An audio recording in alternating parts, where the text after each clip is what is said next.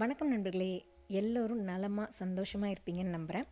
இன்றைக்கி வீடியோவில் எங்களோட ரொம்ப சின்ன கார்டனை பற்றி தான் பார்க்க போகிறீங்க. ரொம்ப சின்ன கார்டன் ஏன் சொன்னேன்னா, பிளான்ட் பெட்லாம் போட்டு பெரிய அளவுலாம் நிறைய செடிலாம் வச்சிடல. ஒரு 10-15 தொட்டியில், அப்புறம் இந்த மண்ணில் எது வளருமோ அந்த கீரை புதினா அது மட்டும்தான் வச்சுருக்கேன். அதான் அப்படி சொன்னேன். போன சம்மரில் இந்த இடத்துல புதினாவும் பொன்னாங்கண்ணியும் வச்சுருந்தேன். வின்டரில் ஒன்றும் இல்லாமல் இருந்துச்சு. இப்போ சம்மர் ஆரம்பித்து 2 வீக்ஸ்லேயே பார்த்திங்கன்னா நல்லா ரெண்டுமே துளுத்து வளர ஆரம்பிச்சிருச்சு. வின்டரில் உள்ளே வச்சுருந்த இந்த முருங்கை, மல்லி, வெத்தலை, கருவேப்பிலை எல்லாமே எடுத்து வெளியே வச்சுருந்தேன். 2 வாரத்தில் அதுவுமே துளுக்க ஆரம்பிச்சிருச்சு. இந்த முருங்கை பார்த்திங்கன்னா வின்டரில் உள்ளே எடுத்துகிட்டு போய் வைக்கும்போதே வளைச்சி தான் எடுத்துகிட்டு போயிருந்தேன். அவ்வளோ நீட்டாக இருந்துச்சு.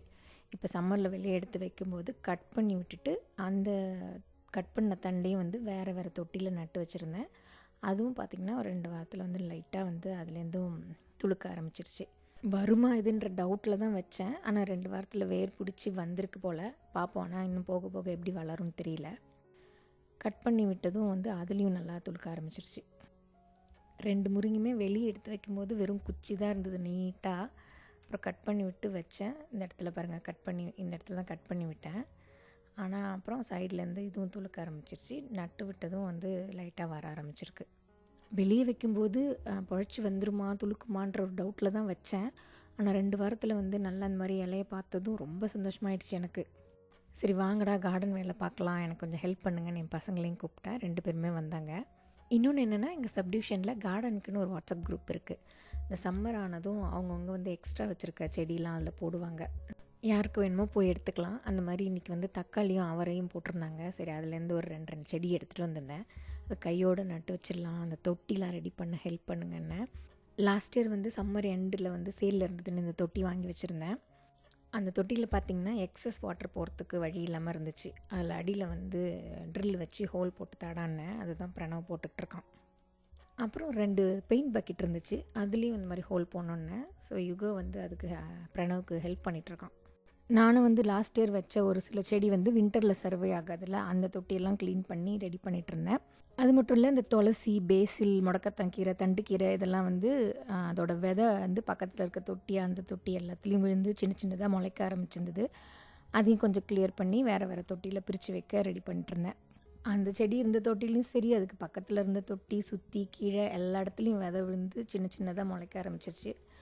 அது எல்லாத்தையும் தனியாக எடுத்து வச்சுட்டு பழைய தொட்டிலையும் கொஞ்சம் புதுசாக மண் போட்டு வச்சேன். அதுக்குள்ளே இவங்க 2 பேரும் அந்த புது தொட்டியை ரெடி பண்ணி எடுத்துகிட்டு வந்துட்டாங்க. இன்னொரு கஷ்டமாக இருந்துச்சுன்னா, இது காலையில் கொஞ்சம் சீக்கிரம் ஆரம்பிக்கணும்னு நினச்சேன். ஆனால் கொஞ்சம் லேட் ஆகிடுச்சு. அதனால் இருக்கிற வெயில் வர ஆரம்பிச்சிருச்சு. செம்ம வெயில் நல்லா அடிக்க ஆரம்பிச்சிருச்சு. அதுதான் கொஞ்சம் கஷ்டமாக இருந்துச்சு. இந்த புது தொட்டியில் ஃபில் பண்ணுறதுக்கு அப்படியே தூக்கி கொட்டலான்னு பார்த்தா அந்த மண் மூட்டை ரொம்ப ஹெவியாக இருந்துச்சு. சரின்னு கையாலே கொஞ்சம் ஃபில் பண்ணிவிட்டு அப்புறம் தூக்கி கொட்டலான்னு ஃபில் பண்ணிட்டுருந்தேன். அதுக்குள்ளே யுகோ நானும் ஒரு தொட்டி ஃபில் பண்ணுவேன், நானும் ஒரு செடி வைக்கிறேன், அது என்னோடய செடி அப்படின்னு சொல்லிட்டு இருந்தான். சரி நீ ஏன் பண்ணடான்னு சொல்லி விட்டுட்டேன்.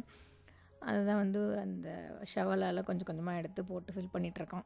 நீ இந்த ரேஞ்சில் ஃபில் பண்ணிகிட்டு இருந்தீங்கன்னா நம்ம செடி நடுறதுக்கே சாயங்காலம் ஆகிடும்டா. இப்போவே வெயில் வர ஆரம்பிச்சிருச்சு, கொஞ்சம் சீக்கிரம் ஃபில் பண்ணணும்னு சொல்லிட்டு ஒரு வழியாக எல்லா தொட்டிலும் மண் ஃபில் பண்ணிவிட்டு செடி வைக்க ஆரம்பிச்சிட்டோம்.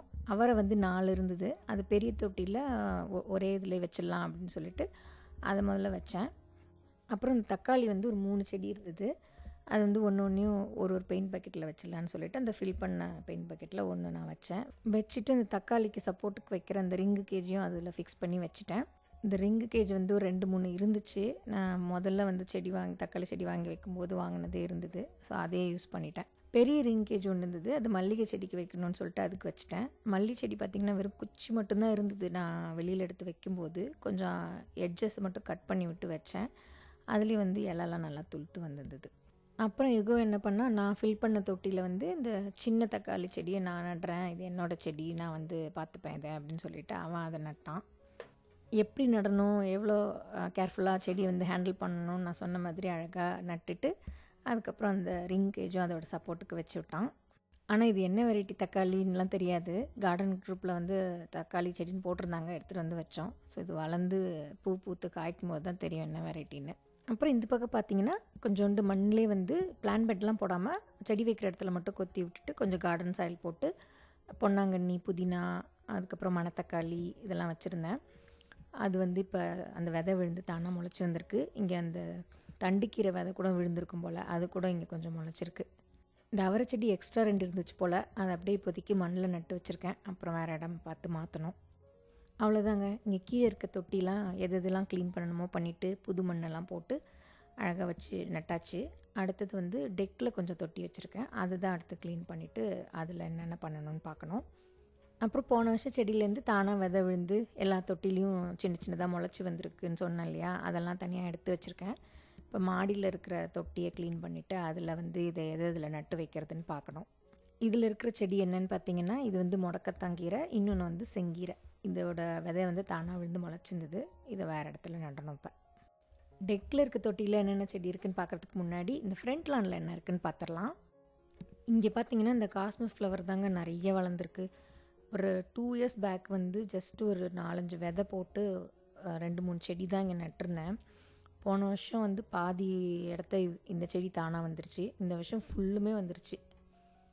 இது ஒரு 3 செடி வச்சுட்டு அப்புறம் நடுவில் 4 ரோஜா செடி, அப்புறம் வந்து மம்ஸ் எல்லாம் வச்சுருந்தேன். அது எதுவுமே காணும். இப்போ லாஸ்ட் இயராவது ரோஜா செடி மம்ஸ் எல்லாம் பார்க்க முடிஞ்சுது. இந்த வருஷம் சுத்தமாக இந்த செடி ஃபுல்லாக வந்துருச்சு.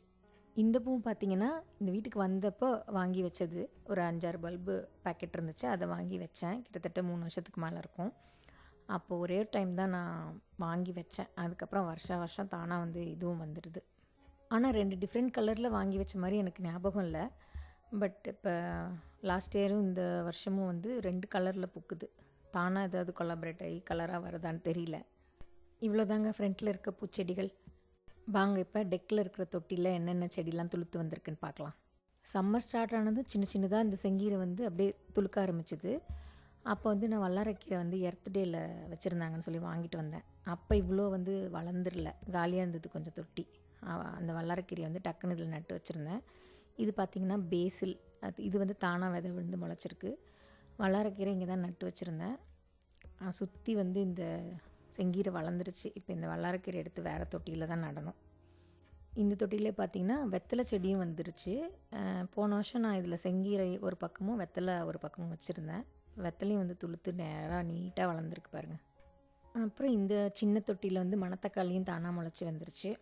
பக்கத்தில் இருக்க தொட்டிலெலாம் சின்னதாக முளைச்சிருக்கு பாருங்கள். அதெல்லாம் எல்லாமே தானாக விதை விழுந்து முளைச்சது தான். துளசிலாம் வந்து தானாக வந்துருச்சு. அதில் நிறைய விதை விழுந்திருக்கும் போல். எல்லாமே இல்லாமல் ஒரே தொட்டியில் வளர்ந்துருக்கு. அது எல்லாத்தையும் இப்போ பிரித்து தனித்தனியாக வைக்கணும். பரண்டை செடியிலையும் பார்த்திங்கன்னா ஒரு 2 இலை வர ஆரம்பிச்சிருச்சு, பொழைச்சிக்கிச்சு, நல்ல வேலை. அப்புறம் இந்த வெத்தலை செடி பார்த்திங்கன்னா உள்ளே இருக்கும்போதே ஒரு மார்ச் எண்டு வாக்கிலே வந்து துளுக்க ஆரம்பிச்சிருச்சு. அப்புறம் வெளியே எடுத்து வச்சதும் கொஞ்சம் குயிக்காகவே வளர ஆரம்பிச்சிருச்சு. நல்லா கொடி மாதிரி நீட்டாக வரவும் நான் வந்து அதை பதியம் போட்டு வச்சுருக்கேன். இது வந்து கொஞ்சம் இந்த பதியம் போட்டது துளுத்துச்சுன்னா இதோட கட் பண்ணிவிட்டு வேறு ஒரு தொட்டியில் மாற்றி வச்சிடலாம். இந்த தொட்டிலையும் பார்த்திங்கன்னா நீட்டாக கொடி வந்தது பதியம் போட்டிருக்கேன். இதில் பாருங்கள், இதுலேயும் அந்த செங்கீரை விதை விழுந்து முளைச்சிருக்கு. இதையும் வந்து தனியாக பிரித்து வேறு இதில் வைக்கணும். அப்புறம் ஏதோ களை செடிலாம் வளர்ந்துருக்கு. நிறைய தொட்டியில் அது மாதிரி இருக்குது. அது எல்லாத்தையும் எடுத்து போட்டுட்டு செடியை வந்து ப்ராப்பராக ஆர்கனைஸ் பண்ணி ஒரு தொட்டிலையும் வைக்கணும். இதெல்லாம் க்ளீன் பண்ணி கரெக்டாக ப்ராப்பராக செடி எப்படி ஆர்கனைஸ் பண்ணி வச்சுருக்கேன்னு பார்க்குறதுக்கு முன்னாடி வீட்டில் என்ன மாதிரி உரம்லாம் ரெடி பண்ணி போடுறன்றதை பார்த்துடலாம்.